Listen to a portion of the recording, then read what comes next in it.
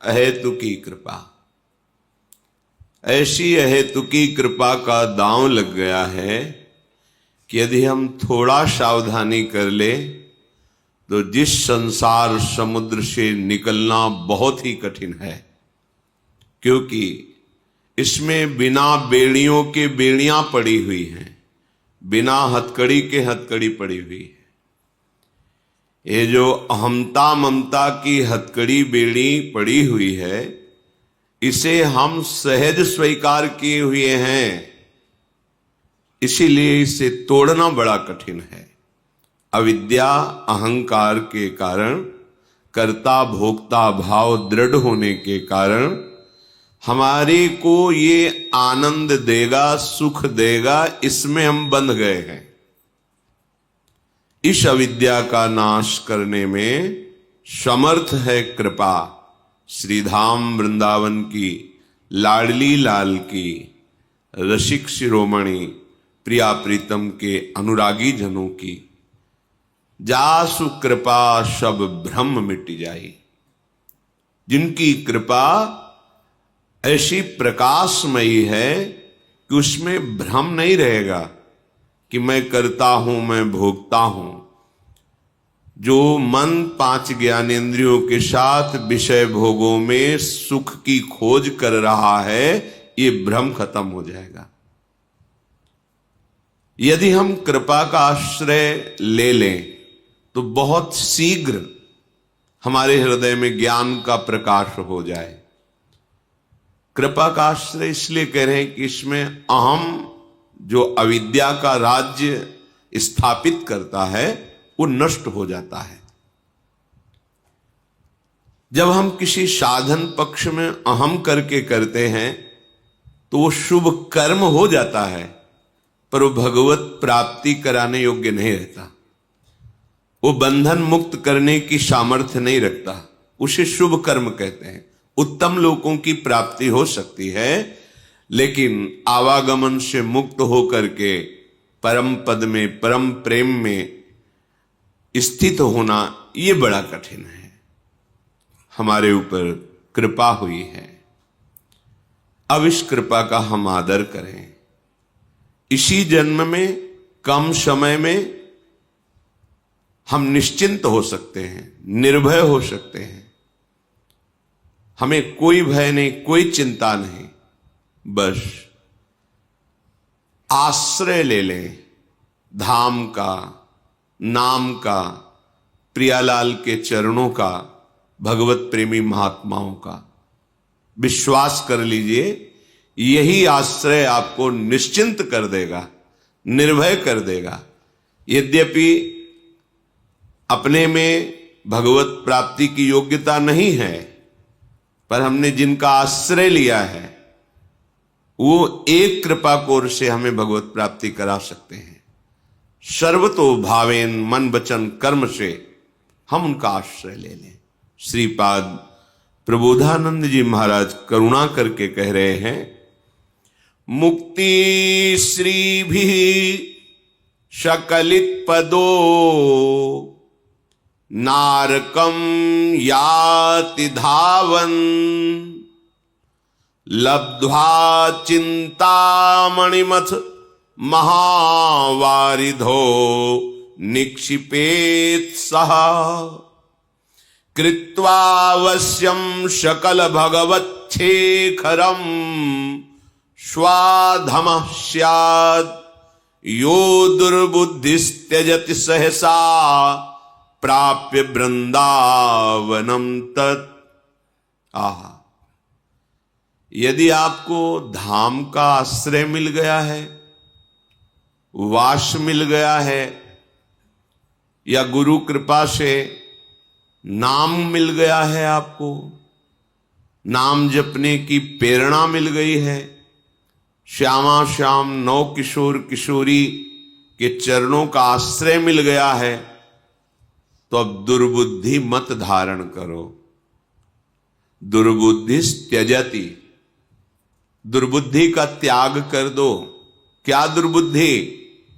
एक यही आश्रय आपको बचा सकता है धन का आश्रय, शरीर का आश्रय, बुद्धि का आश्रय, समाज पद प्रतिष्ठा, जन समुदाय का आश्रय, ये आपकी रक्षा नहीं कर सकता। यदि आपने नाम, धाम, श्यामा श्याम, उनके प्रेमी रसिक महापुरुष जन, इनके आश्रय की अवहेलना करके अन्य आश्रय स्वीकार किया, तो कह रहे मुक्ति श्री भी सकलित पदो नारकम याति धावन। मानो मोक्ष पदवी तुम्हारे हाथ में आ गई थी, पर तुमने उसका त्याग करके नरक की तरफ दौड़ पड़े। धनाभिमान, जनाभिमान और भी कुलाभिमान, विद्याभिमान, रूपाभिमान, बहुत प्रकार से अभिमान का हम आश्रय ले लेते हैं। ये हमें अभिमान दुर्गति प्रदान करता है। संस्कृति के मूल चक्र का यह स्वरूप है। ब्रह्म, मूल प्रकृति, त्रिगुणात्मिका प्रकृति, महत्त्व और अहंकार, बिल्कुल नजदीक है, ये बड़ी ऊंचाई पे है। ये अहम जब देह भाव में स्थित हो जाता है, तब गुणाभिमान, विद्याभिमान, धनाभिमान, जनाभिमान ये प्रकट होता है। अगर ये कोई भी अभिमान एक है इनमें से, मुझे अध्यात्म मार्ग में सफलता प्राप्त नहीं होगी, ना होने देगा, ये अहंकार, ये मिटना बहुत आवश्यक है। ये तभी मिटता है जब हमें भगवत कृपा से साधु समागम प्राप्त होता है। तीन मुख हरिजस सुनत श्रवण मानो न त्रपित छिन। और हमारी जब ऐसी वृत्ति बन जाती है कि उन महापुरुषों के श्री मुख से निकले हुए भगवत रसामृत में डूबे हुए वचन श्रवणेन्द्रिय के द्वारा हम पान करते हैं, और हमारी ऐसी लालसा जागृत हो जाती है कि मुझे ऐसा सौभाग्य मिले कि मैं नित्य श्रवण करूं और निरंतर इसी आज्ञा पे रहूं, तो फिर तिनकी संगति रहत जाति कुल मद सब नंसई। फिर ऐसे भगवत प्रेमी महात्माओं के संग से समस्त अहंकार का नाश हो जाता है। और जहां अहंकार नष्ट हुआ, नितिक धर्मिन संग, तो रंग बढ़त नित नित सरस, नित नित प्रेम अभंग, यह जो कृपा हरिवंश की। फिर हम भगवत प्रेमी महात्माओं से ऐसी आसक्ति कर बैठते हैं कि हम उनके संग के बिना, उनके वचन के बिना, उनके दर्शन के बिना जी ही नहीं सकते। जो आसक्ति संसार में बंधन का कारण थी, वही जब भगवत प्रेमी महात्माओं से हुई तो मोक्ष का खुला हुआ द्वार बन गई। हमारा हृदय प्रेम अभंग स्थिति को प्राप्त कर लेता है। एक बार जब प्रेम प्रकट होता है तो कभी घटता नहीं है और कभी नष्ट नहीं होता, और इसका स्वभाव है प्रतिक्षण वर्धमानम, ये प्रतिक्षण बढ़ता रहता है। पर इसका प्रभाव यह है कि प्रेमी के हृदय में सदैव प्रेम की अपूर्णता का अनुभव होता है। उसको ऐसा लगता है, ये प्रेम का प्रभाव है कि मुझ में किंचन मात्र भी प्रेम नहीं, मैं बहुत अधम नीच हूं, ऐसा अनुभव होता है।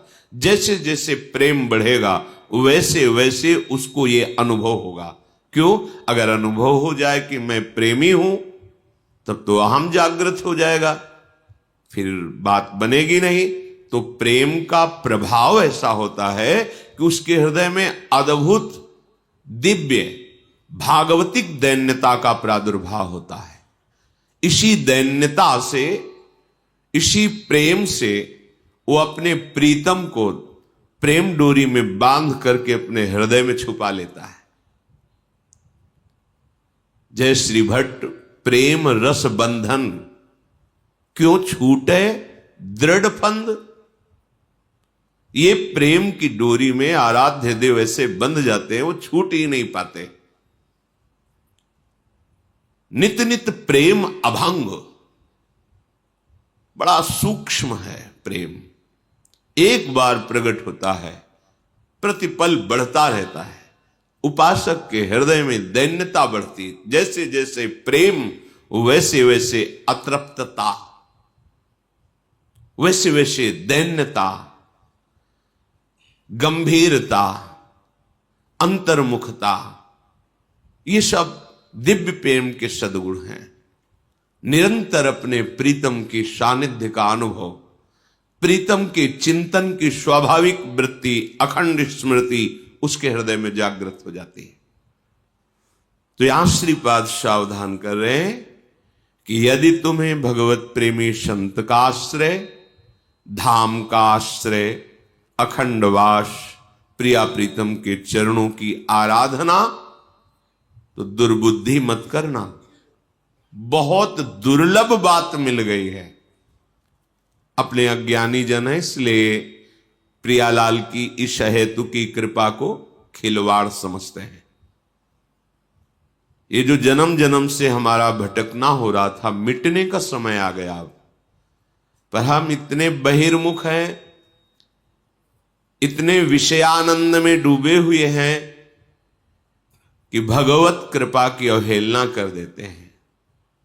श्रीपाद आदेश कर रहे हैं, कह रहे हैं कि यो दुर्बुद्धि त्यजति, तुम ऐसी दुर्बुद्धि का त्याग कर दो। कोई तुम्हारा सहयोगी नहीं होगा। तुम्हारा शरीर भी तुम्हारे अनुकूल थोड़ी चलता है। देख लो, तुम्हारे अनुकूल तुम्हारा शरीर नहीं चलता, तुम्हारी इंद्रियां नहीं चलती, तुम्हारा मन नहीं चलता, तो फिर बाहर किस पर भरोसा करते हो? बात तो और बड़े दूर की बात है। तुम्हारे मन के अनुकूल सब चले, ऐसा तो तुम्हारा मन ही नहीं अनुकूल चलता। इंद्रियां अनुकूल नहीं, शरीर अनुकूल नहीं, फिर बाहर की बात क्या? इसलिए हाथ में आ गई है मुक्ति, मोक्ष पदवी हाथ में आ गई। यदि धाम का आश्रय है, वास है, प्रियालाल का चिंतन है, प्रियालाल के चरणों की शरणागति है, भगवत प्रेमी महात्माओं के वचनामृत का पान कर रहे हैं, तो मुक्ति तुम्हारे हाथ में रखी है। मुक्ति श्री भी सकलित पदो। अब गलती मत करो। नारकम याति धावन, तुम नरक में क्यों जाना चाहते हो? बोले क्या नरक का मतलब? यदि हम भगवान का आश्रय नहीं लेते, नाम जप नहीं करते, भगवत धाम की यात्रा नहीं करते, भगवत प्रेमी महात्माओं का समागम नहीं करते, तो मुझे नरक मिलेगा? अरे भाई, हम अपना ठीक से कमाते हैं, खाते हैं, परिवार का पोषण करते हैं, कोई पाप करते हैं क्या जिससे लोग कह सकते हैं कि जरूरी है ये सब होना? भाई, हम ठीक से चलते हैं, अपने परिवार का पोषण करते हैं, कमाते खाते हैं, कोई पाप है? देखो, तुम्हें अखिल ब्रह्मांडों की सरकार ने भेजा है, जाओ मनुष्य योनि में और अविद्या का, अज्ञान का नाश करके अपने स्वरूप में स्थित हो, अर्थात मुझे प्राप्त करो।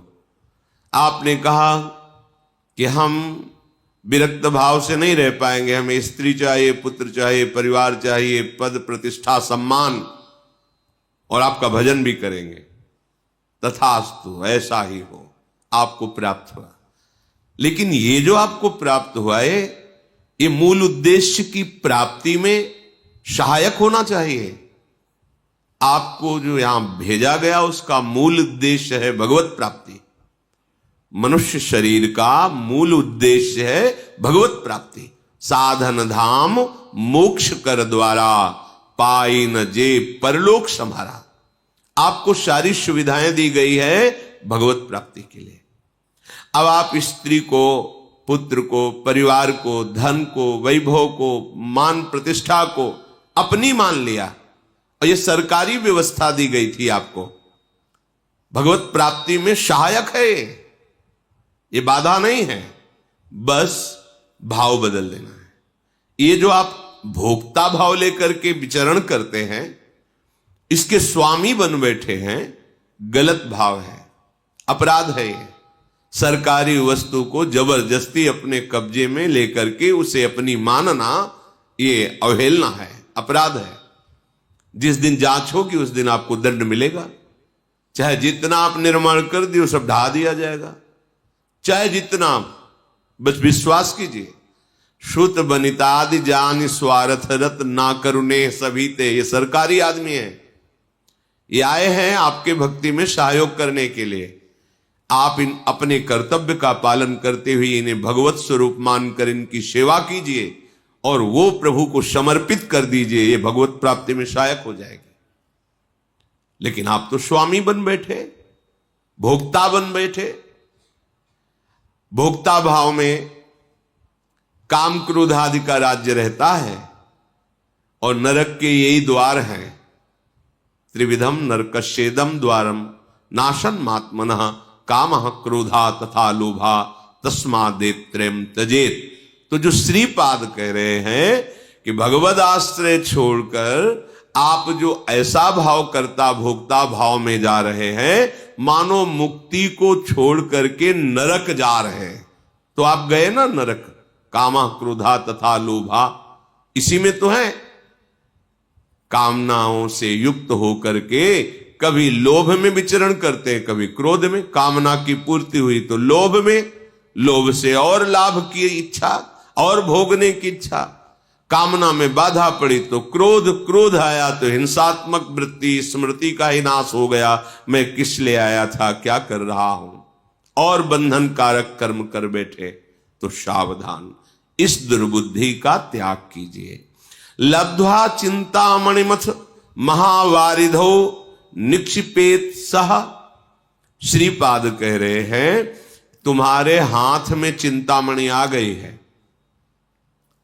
श्रीमद राधा रसुधा निधि में महाप्रभु हरिवंश चंद्रजू कह रहे हैं चिंतामणि प्रणमताम ब्रज नागरीणाम चूड़ामणि कुलमणि वृषभानु नामना।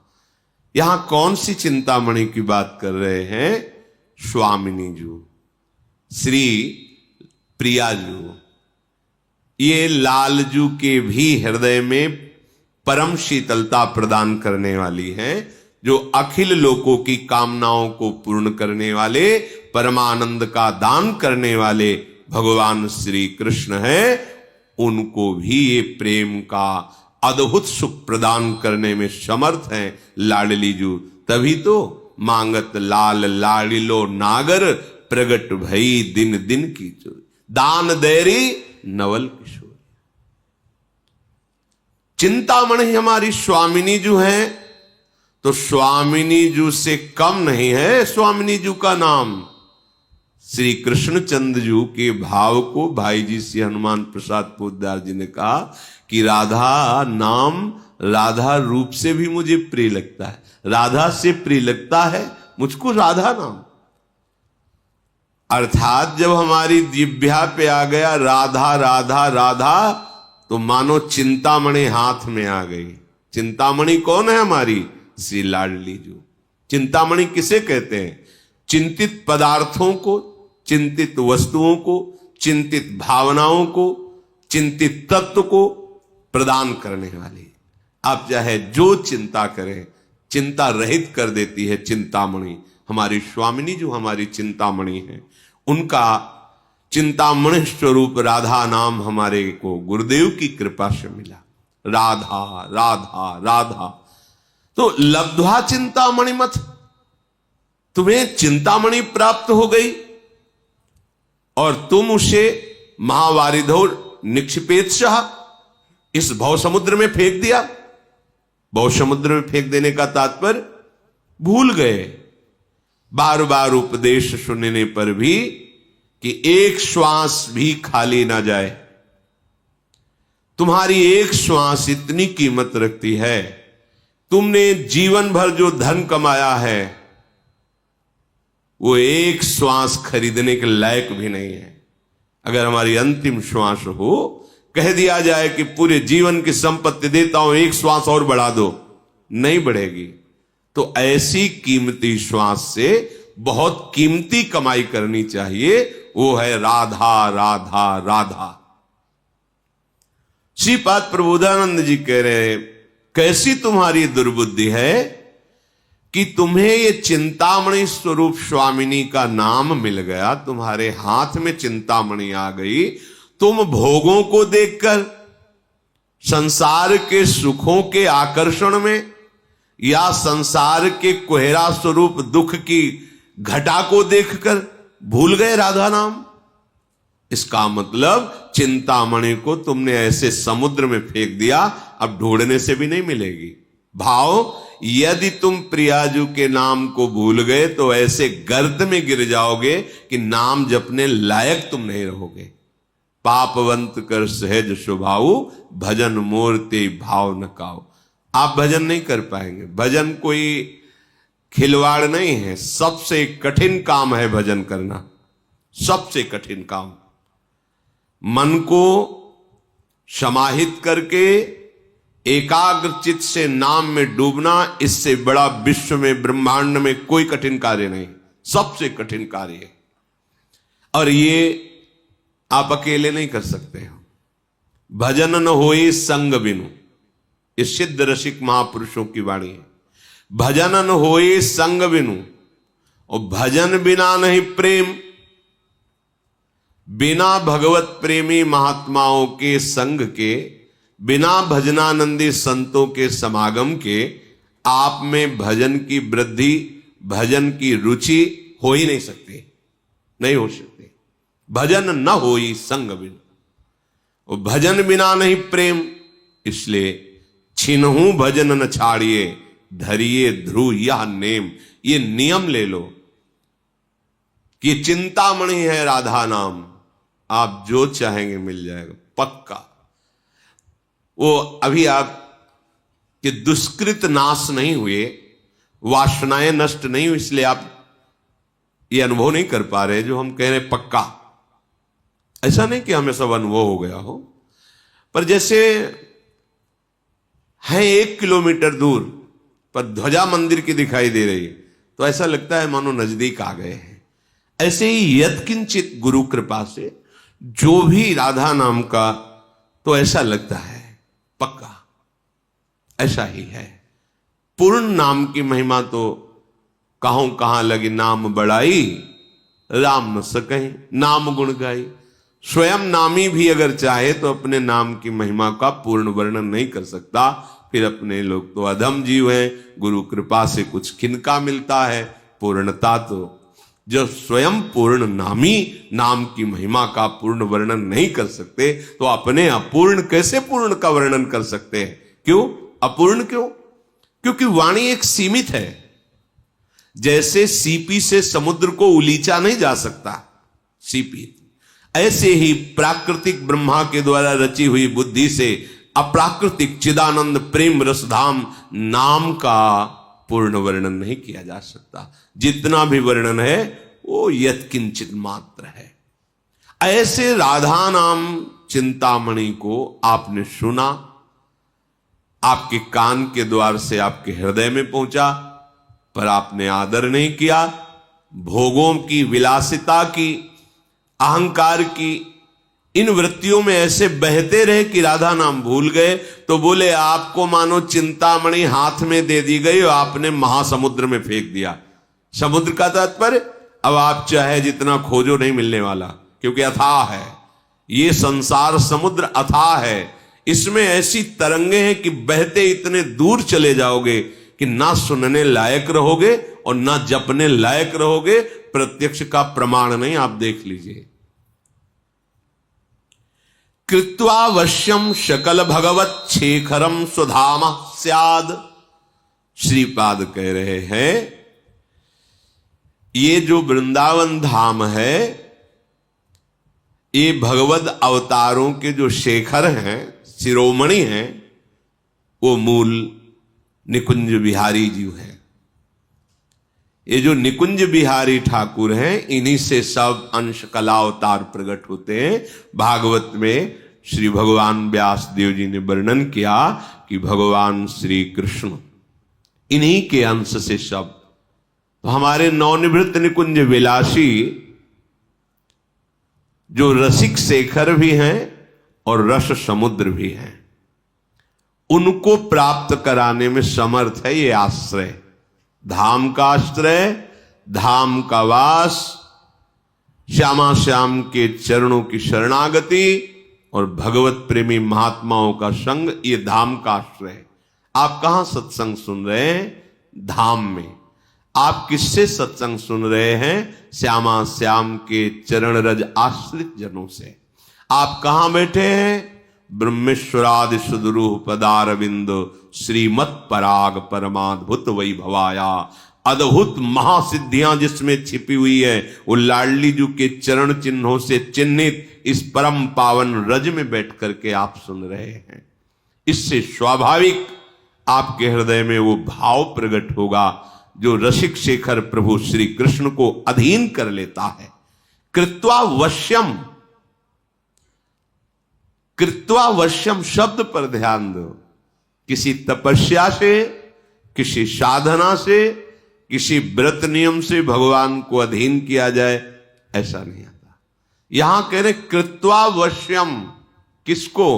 सकल भगवत शेखरम, समस्त भगवत स्वरूपों में जो शिखर पर विराजमान, अर्थात जिनसे समस्त भगवत अवतार प्रकट होते, वो प्रभु श्री कृष्णचंद्र जी, वो नित्य बिहारी श्री लालजू महाराज, इनको अधीन करवा देता है। कौन?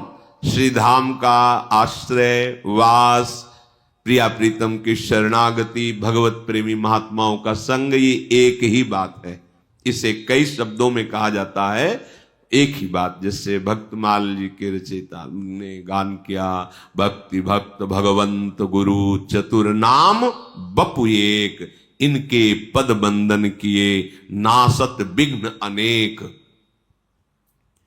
कृत्वावश्यम। फिर आपको विश्वास क्यों नहीं हो रहा? आप निश्चिंत क्यों नहीं हो जाते? क्योंकि ये अहंकार जो है गलित नहीं हुआ है। नहीं, अभी इसी क्षण जब हम एक नौका पर बैठते हैं तो हमें नदी पार होने में कोई डर नहीं लगता, क्योंकि भरोसा है इस केवट ने बहुतों को पार किया है, सुदृढ़ नाव है, और हम हंसते खेलते बात करते तरंगों का आनंद लेते हुए उस भयावह दरिया से पार हो जाते हैं। फिर वो नाव टूट सकती, प्राकृतिक है। वो केवट असावधान हो सकता है क्योंकि वो मनुष्य है, तूफान भंवर में फंस सकती है, भयावह है, फिर भी आप निश्चिंत हो जाते हैं। लेकिन यहां केवट अविनाशी है, नाम अविनाशी है। आज तक जो इस नाव में बैठा कभी डूबा ही नहीं, भव समुद्र में सब पार हो गए, फिर आपको विश्वास नहीं होता। श्री हरिवंश प्रताप नाम नौका निज खेवक, स्वयं प्रभु खेने वाले हैं और उनकी नाम रूपी नौका का आश्रय लेकर हम बैठ गए हैं। अब हमको क्या चिंता? पर हम नहीं बैठे हैं। बात यह है, हम बातें केवल करते हैं, हम अहंकार की नौका में बैठे हो। ये नौका जरूर डुबो देती है, कोई भी हो, चाहे तपस्या का अहंकार ही क्यों न हो, जितेंद्रियता का अहंकार, जानकारी का अहंकार, किसी भी तरह का अहंकार है, तो हम अहंकार की नौका में बैठे हो, ये नौका जरूर डुबोती है। यदि आप भगवद आश्रित हैं तो कह रहे तुम्हें सहसा ये प्राप्त हो गया है, तुमने कोई प्रयास नहीं किया है। मनुष्य शरीर किसी प्रयास से नहीं मिला, केवल भगवत कृपा से मिला। सेवक जी महाराज कहते 84 लाख के चक्र को बीच में रोक दिया। संस्कृति मांझ बरियाई के पायो, मानुष दे वृथा कत डरत। संस्कृति चक्र को बरियाई माने जबरदस्ती रोक के आपको बीच से निकाल करके मनुष्य देह दे दिया कि अपना कल्याण कर ले। पर हमें ये बात समझ में नहीं आती कि हमारा शरीर दुखों से मुक्त होने के लिए मिला है, और हम सुख प्राप्ति हेतु तो वही आचरण करते हैं जिससे और दुख मिल जाए और दुख में बंध जाए। प्रभु से विमुख होकर कोई भी आप आचरण करें, वो आपको बांध देगा, दुखों में बांध देगा। चाहे भले शुभ आचरण क्यों न हो, क्योंकि शुभ आचरण से आपको उत्तम लोक मिलेंगे। उन लोगों की आपके पुण्य बल से भोगों की वृत्तियां जो जो रही वो भोग आएंगे, और जब उन भोगों को भोग कर आसक्त होगे, आपका पुण्य क्षीण होगा, तो जबरदस्ती धक्का मार के हटा दिए जाओगे। उस समय जो दुख होता है, तो परिणाम क्या मिला शुभ का? दुख ही तो मिला, फिर मृत्यु लोक में आ गए, बात बनी नहीं। सूक्ष्म विचार उपासक विवेक के द्वारा देखे। भगवत विमुख कोई बड़े से बड़ा शुभ कर्म भी आपको सुख नहीं दे सकता। देवराज इंद्र की पदवी में विराजमान जो हुए महाराज नहुष, अपने पुण्य प्रताप से उन्हीं ने ऐसी गलती कर दी, भोग विलासिता की वृत्ति, जो उनको अजगर योनि में, पीछे आपने महाभारत चरित्र में सुना था, पांडवों के चरित्र में। इसलिए एक ही केवल बात है, भगवद आश्रित, भगवत धाम आश्रित, भगवत नाम आश्रित, भगवत चरण आश्रित जो प्रेमी जन है, इनके समागम से हमारी बुद्धि प्रभु के चरणों में लग जाए। अन्यथा यो दुर्बुद्धिस, ये दुर्बुद्धि नारकम याति धावन, तुम्हें नरक की तरफ घसीटती हुई ले जा रही है। ध्यान दीजिए, अब आपकी दुर्गति का समय नष्ट हो गया है। अब आपके आवागमन चक्र का अंतिम जन्म है, क्योंकि भगवान ने संत समागम दिया, धाम आश्रय दिया, नाम जपने की प्रेरणा दी। अब चूकना मत। यदि अब दुर्बुद्धि करोगे तो पता नहीं किस युग में, किस कल्प में यह अवसर मिलेगा जो अभी अपने को मिल रहा है। सावधान होकर प्रिया प्रीतम के नाम को निरंतर जपे, और जितना बन सके परम पावन धाम में अपना समय व्यतीत करे, चिंतन में या शरीर सहित चिंतन में, दोनों बातें हैं। आश्रय लेकर बाहर रहते हुए चिंतन में, या धाम वास करते हुए चिंतन में। धाम वास कर रहे चिंतन प्रपंच और संसार का अभी ठीक बात बनी नहीं। हमारा तन और मन दोनों से धाम वास होना चाहिए। तन से नहीं हो रहा, कोई चिंता की बात नहीं, पर मन से तो आप कर ही सकते हैं, और मन जहां होता है वहीं उपस्थिति मानी जाती है।